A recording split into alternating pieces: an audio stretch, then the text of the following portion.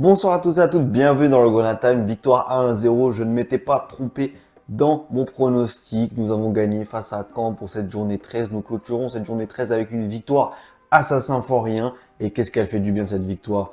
Donc voilà, n'hésitez pas à me donner votre note du match et votre MVP pour ce soir. Pour moi, ma note du match, ça va rester sur un 5 basique, même s'il y a eu beaucoup plus d'actions que par exemple face à Guingamp ou même Ajaccio. C'est quand même un match pas bon dans les statistiques, on va le voir après le générique. Et pour mon MVP, j'ai envie d'en donner 2, voire même 3. Peut-être vous me direz que je triche, mais déjà je vais donner Gauthier Hein, mais pas si loin, parce que du coup il est buteur, pour ceux qui ne savent pas si loin, je mets Ismaël Traoré qui a fait un match exceptionnel en défense. Et franchement, sans lui ou un défenseur moins rugueux, et bah on s'en prend beaucoup plus parce qu'il y a Alexandre Mendy qui est une vraie menace devant. Et du coup, je mets aussi Sadibou Sané parce qu'il a bien suivi, il a bien accompagné Ismaël dans ses déplacements et dans ses interventions. Ce qui fait qu'on s'en prend pas ce soir. Et on en parle tout de suite après le générique. C'est l'entrée d'Ismaël Assar qui va immédiatement s'illustrer. Là, on est déjà à 3, je peux vous dire 3. Et ça m'énerve. Ça m'énerve. Le titre de champion est fêté dignement à Saint-Symphorien. Même composition que face à Ajaccio pour cette victoire 1-0, sauf que Kofi Kouao est blessé. Du coup, il y a Maxime Collin qui était titulaire et il s'est blessé à la 11e minute, remplacé par Kevin Van Krakov qui a fait un bon match. Et on voit directement quand un joueur de ce calibre rentre, ton équipe, elle prend plus 5 points de je sais pas quelle échelle de notation vous pouvez prendre. Ça, je vous laisse en débattre en commentaire. Mais franchement, l'équipe, elle prend de l'expérience d'un coup avec Kevin Van Krakov. Il est vraiment... Enfin, il augmente le level de l'équipe et on en aurait besoin pour être dans le top du classement. Le classement, on a fait une super opération ce soir en passant devant Annecy, on en parle plus tard. Mais voilà, du coup, ce 4-4-2 et le problème, après on va switcher sur les statistiques, c'est que Sabali n'est pas numéro 9.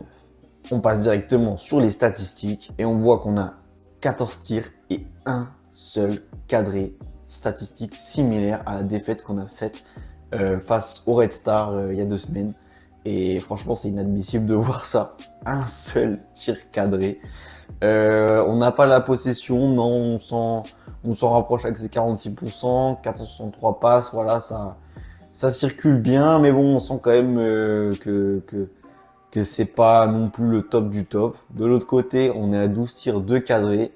54% de possession, 526 passes, 12 fautes, ils ont mis l'impact. Ils ont mis l'impact en effet et Alexandre Mendy l'a mis sur notre défense avec un poteau et une transversale et puis un tir qui passe vraiment à la 75e, je sais plus comme ça, qui passe à ça du poteau. Mais pourquoi il passe à ça du poteau? Parce que Ismaël Traoré lui met le tampon et il en a mis des tampons et bien, juste bien, l'arbitre a été très non interventionniste sur les fautes. Donc il a beaucoup laissé jouer, il a quelque peu oublié des fautes pour nous, mais bon, on a la victoire donc on va pas lui en tenir rigueur. Mais voilà, Ismaël Traoré a fait un super match en tenant Alexandre Mendy et on voit la différence entre une équipe qui a un 9 et une équipe qui n'en a pas et qui joue avec un ailier à la place d'un 9. Et ben on est obligé de faire sortir une individualité et c'était Gauthier Hein ce soir-là qui marque encore une fois, alors, il est sur 2 buts sur 2 matchs de suite. Donc super, il est encore très influent dans le jeu, très bon.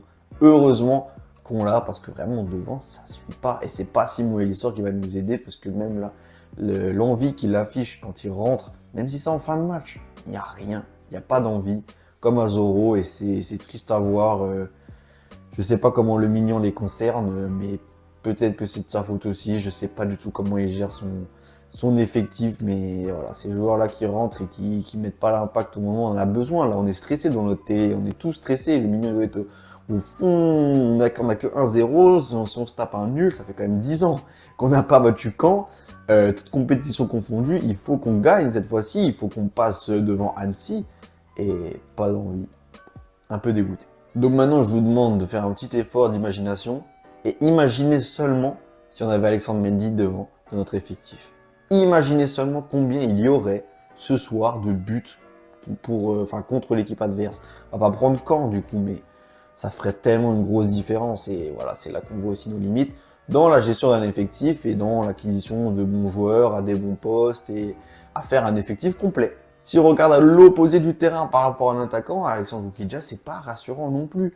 Il a eu du coup de la chance sur 2 actions, une transversale et un poteau, mais Alexandre Oukidja n'est pas rassurant. Ce poteau d'Alexandre Mendy, il est encore aux fleurs. Il est vraiment pas dessus, il est pas rassurant, il fait pas les bons trucs pour nous rassurer et c'est vraiment inquiétant. Il va falloir penser aussi à acheter un nouveau gardien. Parce que là, derrière, on a rappelé un jeune, mais ça suffira pas si on veut être compétitif. Enfin voilà, plusieurs manquements dans cet effectif. On attend vivement le mercato hivernal.